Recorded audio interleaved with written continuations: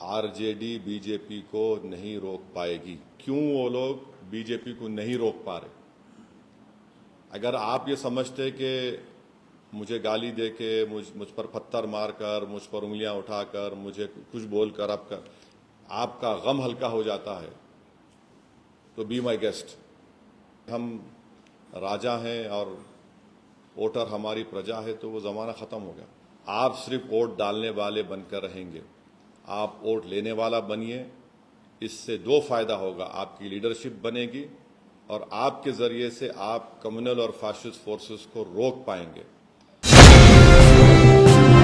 मैं जो नतीजा बिहार में आया है वो एक अवामी नतीजा है, हम उसको कबूल करते और हम मुबारकबाद देते हैं और अपनी नेक तमन्नाओं का इजहार करते हैं मौजूदा वज़ीर आला जनाब नीतीश कुमार साहब का।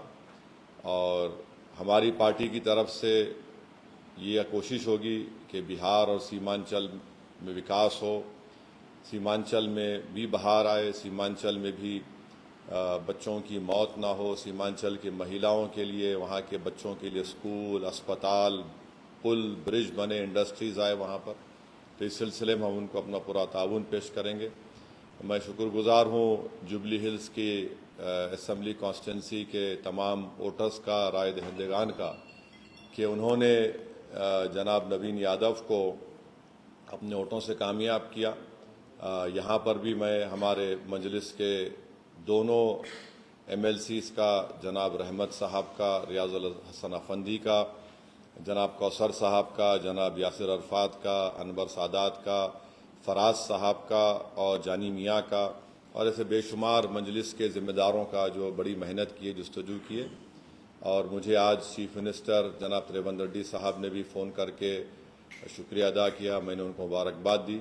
और मैं समझता हूँ कि 2023 के असम्बली इंतखाबात के बाद ये एक बहुत बड़ी कामयाबी जो मिली है जुबली हिल से नवीन यादव को। इसमें बहुत बड़ा रोल CM की लीडरशिप रही और ख़ास तौर से उनके मिनिस्टर्स मेहनत किए। और मैं जिक्र करना चाहूँगा टेमरिस के चेयरमैन का कि उन्होंने बड़ा अच्छा कोऑर्डिनेशन किया, उनको भी मुबारकबाद। और अभी एक बलरामपुर एक कॉन्स्टिट्यूंसी है सीमांचल में, बिहार में, वहाँ पर आज से आधा घंटा पहले जनाब आदिल हसन साहब से मेरी बातचीत हुई थी, क्योंकि 4 EVMs ख़राब हैं। उन्होंने जो कहा कह रहा हूँ, तो VVPAT से काउंटिंग करना चाह रहे हैं और आदिल हसन 700 वोट से पीछे हैं अभी। और वो जो काउंटिंग होगी, हमें यकीन है कि इबादपुर एक इलाका है जो बड़ा स्ट्रॉन्ग होल्ड है मजलिस का, तो मुझे उम्मीद है कि अगर वो हो जाएगा तो इंशाअल्लाह आदिल हसन को भी कामयाबी मिलेगी। अल्लाह से हमारी दुआ है कि अल्लाह उनको कामयाब कर दे ताकि मजलिस के एक और MLA में इजाफा हो सके। मगर अभी तक कोई ख़तई तौर पर इंफॉर्मेशन मेरे पास नहीं आई है। जो लास्ट मेरी बातचीत आदिल हसन साहब से हुई, तो बाहर निकले थे, तो उन्होंने मुझसे किसी के फ़ोन पर ये कहा है। तो अब देखना यह है कि वो कब मुकम्मल होगी, उसका क्या नतीजा आएगा। मगर बलरामपुर से बहुत अच्छे वोट हसनैन साहब ने लिया है और मगर उनको कामयाबी नहीं मिली। अरारिया से भी अच्छे वोट हमको मिले हैं, मुख्तलिफ़ मकामात से। तो हमारी कोशिश है कि इसको और हमारी पार्टी को मजबूत किया जाए। और मैं फिर से बिहार की आवाम का शुक्रगुजार हूँ। और ख़ास तौर से मैं पहले से कह रहा था कि RJD BJP को नहीं रोक पाएगी। आप मेरे स्पीचेस उठाकर देख लीजिए, मैंने ये बात कही थी। मैं बार बार आज भी बिहार के उन लोगों से अपील कर रहा हूँ जो इस गलत फहमी का शिकार हैं MY कॉम्बिनेशन के ऊपर। मैं पहले भी कहा, असम्बली इलेक्शन के दौरान भी कहा और आज भी कह रहा हूँ, आप सिर्फ वोट डालने वाले बनकर रहेंगे, आप वोट लेने वाला बनिए। इससे दो फायदा होगा, आपकी लीडरशिप बनेगी और आपके ज़रिए से आप कम्युनल और फाशिस्ट फोर्सेस को रोक पाएंगे। तो ये मुझे अपने ख्यालात का इजहार करना था। अगर आपके पास कोई सवालात हैं तो ज़रूर मैं उन सवालात का जवाब दूंगा। उनसे पूछना पड़ेगा कि इतना बोलने के बावजूद भी हर वार्ड में उनको शिकस्त हुई और बीजेपी की जमानत जब्त हो गई। अब तो लोगों को सोचना चाहिए कि जुबली हिल्स की आवाम ने जो फैसला लिया है वो उसको कबूल करना चाहिए। हम भी बिहार में नहीं जीते, क्या मैं भी बोलूं कि हमारे हसनैन साहब ठाकुरगंज से 78,000 वोट लेके हारे। मैं बोलूं कि 50,000 वोट राजद वाले क्यों लिए? तो ये अब वो लोग बोल रहे हैं तो वो खिचियानी बिल्ली खंबा नोचने के बराबर है। मैं क्या बोल सकता हूँ? ये संगम पिक्चर का गाना अच्छा दिखता, ये सियासत है। मैं अपनी पार्टी को लेके आगे बढ़ना चाहता हूँ। मैं किसी के इंतज़ार में या फिराक में नहीं ठहर सकता। मैं आपको पहले से बोला था जब आप तमाम लोग दारुसलाम को आए थे कि क्यों आप नवीन यादव की तायद कर रहे। मैं आपको बोला था कि बीआरएस का वोट गिर गया है, अब इससे बढ़ के पूर्व आपको क्या होना। आप वहीं ठहरे रहिए। मैं तो रोक नहीं पाऊंगा, मगर मैं नहीं ठहर सकता ना। मैं एक पार्टी का जिम्मेदार हूं। मेरे को अपनी पार्टी को जब लेके हम बिहार जा रहे, उत्तर प्रदेश में काम हो रहा है शौकत साहब की क़यादत में, वो भी आके बड़ी मेहनत किए, सब लोग आए, तो अब इसमें क्या अब मैं क्या बोल सकता हूँ? अब उनको सोचना चाहिए। ऐसा है भाई, बाज़ लोग समझते कि मुझे गाली देकर अपने नंबर बढ़ा लेंगे अपने पार्टी में। चलिए अच्छा है, हमारी वजह से अगर मुझे गाली देने से आपका नंबर बढ़ रहा है अपनी पार्टी में तो कोई बात नहीं। हम तो भारत की सियासत की लैला हैं, ये तमाम हमारे मजनू हैं। और बाज़-वक़्त होता क्या है कि अज़हरुद्दीन का गुस्सा असदुद्दीन पे निकालते, तो मैं क्या कर सकता हूँ उस पर? कोई बात नहीं, चलते रहता। मगर अवाम ने, अल्लाह सुब्हाना व तआला ने हमारे फैसले की लाज रख ली और हम उम्मीद करते कि चीफ मिनिस्टर रेवंत रेड्डी इस बड़ी कामयाबी को लेकर और अच्छा करेंगे तेलंगाना की आवाम के लिए। शहर में जो इंफ्रास्ट्रक्चर की अभी कमी है, सिविक एमिनिटीज़ है, सीवरेज लाइन है, इस वाटर सप्लाई है, 2 BHK का है, इस सबको अच्छा इम्प्रूव करेंगे और ताकि तेलंगाना और जुबली हिल्स में डेवलपमेंट करवाएंगे ताकि इससे आवाम का, गरीब आवाम का फ़ायदा हो सके।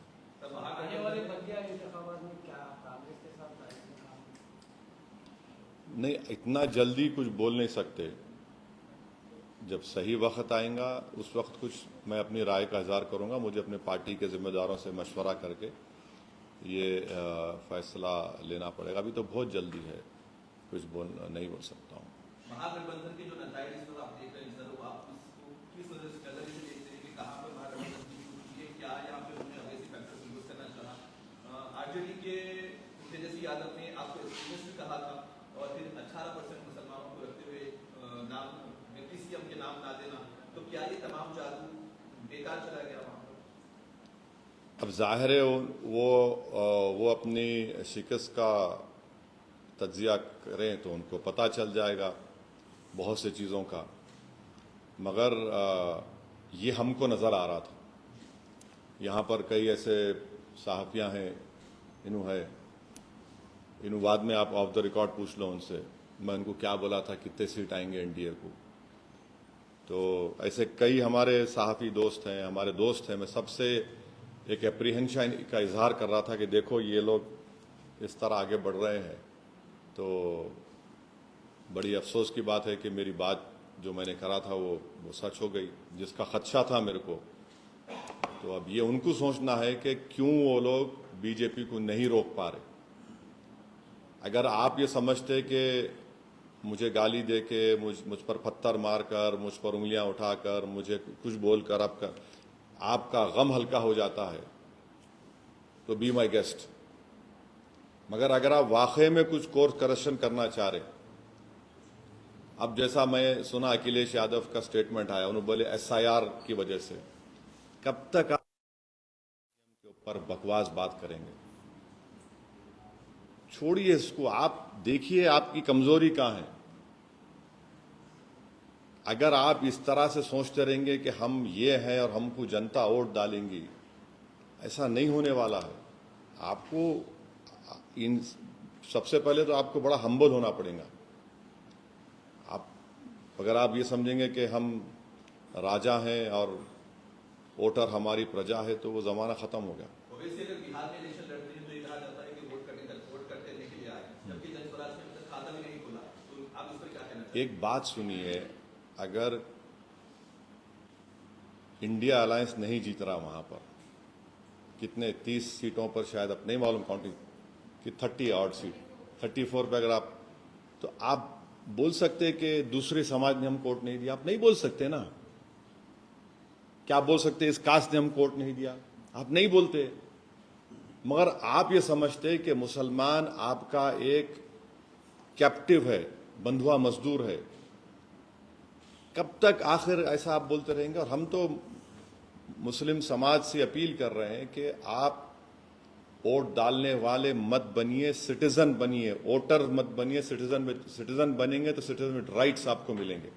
अगर आप वोट डालने वाले बनेंगे तो फिर इलेक्शन के बाद आपको सिर्फ ना सिर्फ भुलाया जाएगा, बल्कि आप पर जो आफतें आती हैं उसको रूफ भी नहीं बोलते।